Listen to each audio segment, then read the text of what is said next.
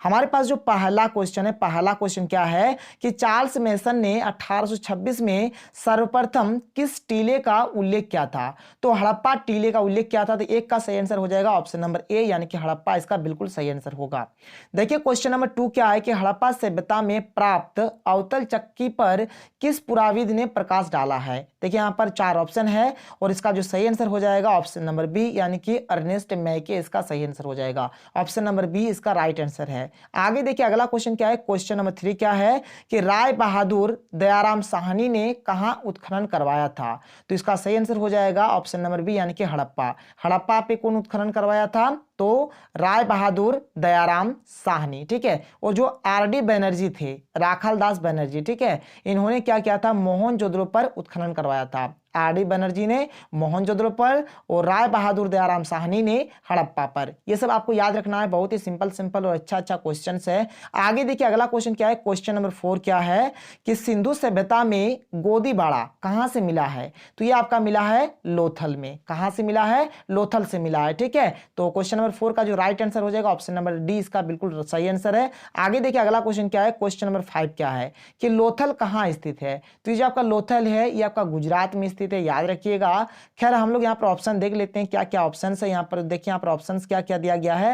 यहाँ पर गुजरात है, बंगाल है, राजस्थान है, पंजाब है। तो इसका राइट आंसर क्या होने वाला है? ऑप्शन नंबर ए, यानी कि गुजरात इसका सही आंसर हो जाएगा। और राजस्थान में क्या पाया जाता है? तो कालीबंगान, ठीक है। जो आपका कालीबंगान है, कालीबंगान आपका कहाँ है? तो राजस्थान में स्थित है, याद रखिएगा। कालीबंगान आपका राजस्थान में और लोथल आपका गुजरात में। कोई दिक्कत नहीं है। लोथल कहाँ है सर? तो गुजरात में स्थित है। और कालीबंगान कहाँ स्थित है? तो राजस्थान में स्थित है। ये सब बहुत ही इंपॉर्टेंट क्वेश्चन है और एग्जाम में अक्सर पूछे जाते हैं, ये सब आप याद रखिएगा। आगे देखिए अगला क्वेश्चन देख लेते हैं, क्वेश्चन नंबर 6 देखिए क्या है। क्वेश्चन नंबर 6 है कि हड़प्पा सभ्यता में सिंधु नदी के किनारे कौन स्थित था? तो सिंधु नदी के किनारे जो स्थित है मोहनजोदड़ो। मोहनजोदड़ो आपका सिंधु नदी के किनारे स्थित था। तो क्वेश्चन नंबर 6 का जो राइट आंसर हो जाएगा ऑप्शन नंबर ए इसका बिल्कुल सही है। आगे देखिए अगला क्वेश्चन क्या है, क्वेश्चन नंबर 7 क्या है। क्वेश्चन नंबर 7 है कि भारतीय पुरातत्व का पिता किसे कहा जाता है? किसे कहा जाता है? तो कनिंघम को, या फिर आप जनरल कनिंघम भी बोल सकते हैं। तो 7 का जो राइट आंसर होगा ऑप्शन नंबर ए बिल्कुल सही हो जाएगा, कनिंघम इसका राइट आंसर होगा। आगे देखिए अगला क्वेश्चन क्या है, क्वेश्चन नंबर 8 क्या है कि हड़प्पा सभ्यता के काल में रावी नदी के किनारे कौन स्थित था? तो रावी नदी के किनारे आपका कौन स्थित था? तो हड़प्पा स्थित था, याद रखिएगा। तो क्वेश्चन नंबर 8 का जो राइट आंसर हो जाएगा ऑप्शन नंबर ए इसका बिल्कुल राइट आंसर होगा, यानी कि हड़प्पा। रावी नदी के किनारे कौन स्थित है? तो आपका हड़प्पा स्थित है, ठीक है सर। आगे देखिए अगला क्वेश्चन देख लीजिए, क्वेश्चन नंबर 9 क्या है। क्वेश्चन नंबर 9 क्या है कि सिंधु घाटी सभ्यता में विशाल स्नानागार के अवशेष कहां मिले हैं?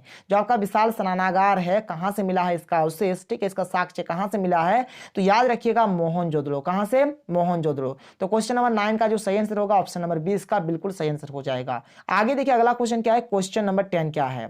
तो देखिए क्वेश्चन नंबर 10 क्या है कि कलकत्ता में एशियाटिक सोसाइटी ऑफ बंगाल की स्थापना कब हुई थी?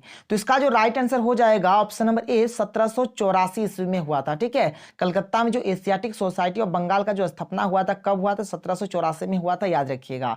आगे देखिए अगला क्वेश्चन देख लीजिए, क्वेश्चन नंबर 11 क्या है। क्वेश्चन नंबर 11 है कि फूट डालकर विजय प्राप्त करने का कार्य सर्वप्रथम किस राजा ने किया था? तो इसका जो यहाँ पर राइट आंसर हो जाएगा अजात शत्रु, ठीक है। तो ऑप्शन नंबर ए इसका बिल्कुल सही आंसर होगा। 11 का क्या हो जाएगा? ए हो जाएगा। आगे देखिए अगला क्वेश्चन क्या है, क्वेश्चन नंबर 12 क्या है देख लीजिए। क्वेश्चन नंबर 12 है कि सर्वप्रथम हुनों को परास्त करने का श्रेय किस शासक को जाता है? तो इसका जो राइट आंसर हो जाएगा ऑप्शन नंबर बी, यानी कि स्कंदगुप्त इसका राइट आंसर होगा, ठीक है सर, स्कंदगुप्त, ठीक है। क्वेश्चन नंबर 12 का राइट आंसर हो जाएगा ऑप्शन नंबर बी। आगे देखिए अगला क्वेश्चन क्या है, क्वेश्चन नंबर 13 क्या है कि किस शिलालेख से अशोक द्वारा कलिंग विजय का पता चलता है? तो इसका जो राइट आंसर हो जाएगा ऑप्शन नंबर डी, यानी कि 13वां जो अभिलेख है या फिर शिलालेख जो बोलिए, ठीक है। कहीं कहीं पर अभिलेख लिखा रहता है, कहीं कहीं पर शिलालेख लिखा रहता है। तो जो आपका 13वां शिलालेख है, 13वां शिलालेख में अशोक और कलिंग के जो राजा थे उनके बीच जो लड़ाई हुआ था और इस लड़ाई में अशोक मतलब जीता था, अशोक को विजय प्राप्त हुआ था। तो यहां पर जो लिखा है 13वां अभिलेख या फिर 13वां शिलालेख में लिखा हुआ है, ठीक है। तो वही क्वेश्चन है किस शिलालेख से अशोक द्वारा कलिंग विजय का पता चलता है? तो यहां पर 13वां शिलालेख इसका राइट आंसर हो जाएगा।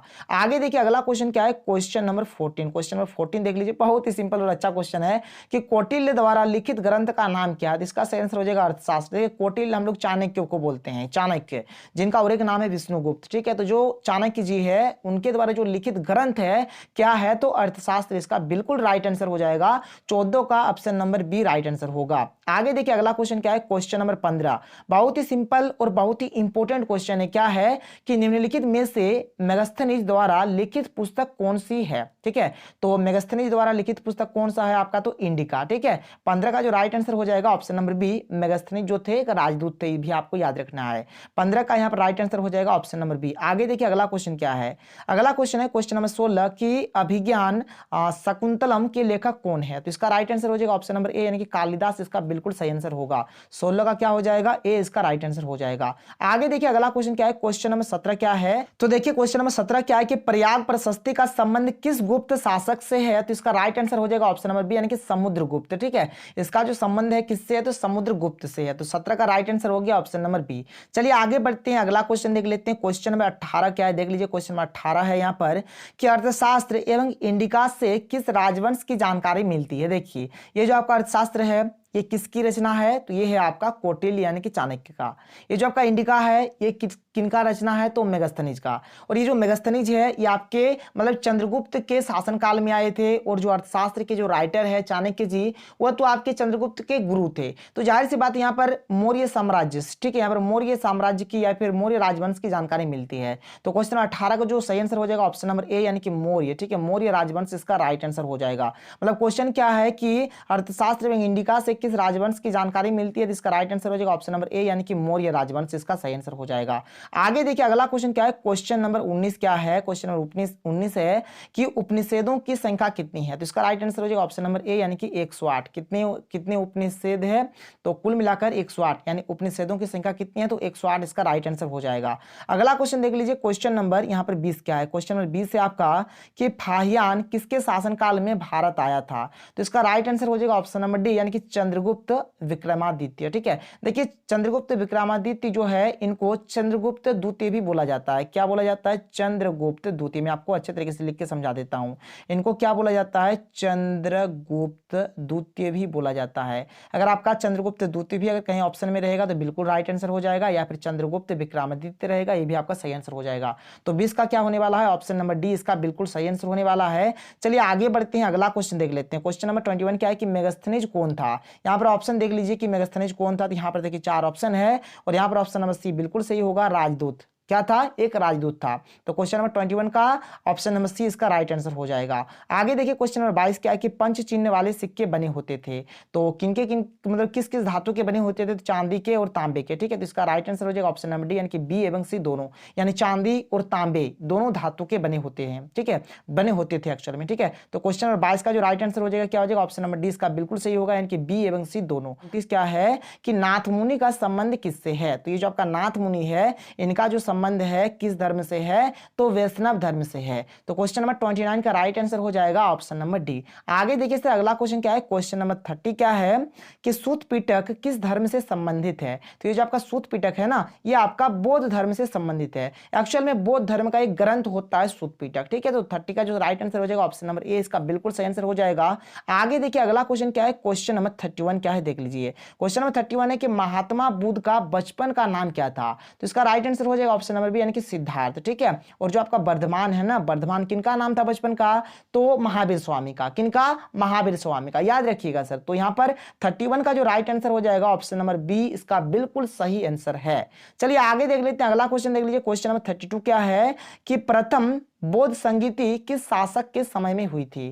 तो इसका राइट आंसर हो जाएगा ऑप्शन नंबर ए, यानी कि अजात शत्रु इसका राइट आंसर हो जाएगा। 32 का क्या हो जाएगा, ए इसका राइट आंसर हो जाएगा। आगे देखिए अगला क्वेश्चन क्या है, क्वेश्चन नंबर 33 क्या है कि महावीर ने पार्श्वनाथ के सिद्धांतों में कौन सा नया सिद्धांत जोड़ा था। तो इसका राइट आंसर हो जाएगा ऑप्शन नंबर बी, यानी कि ब्रह्मचर्य। क्या, ब्रह्मचर्य इसका राइट आंसर होगा। 33 का क्या हो जाएगा, ऑप्शन नंबर बी इसका बिल्कुल सही आंसर हो जाएगा।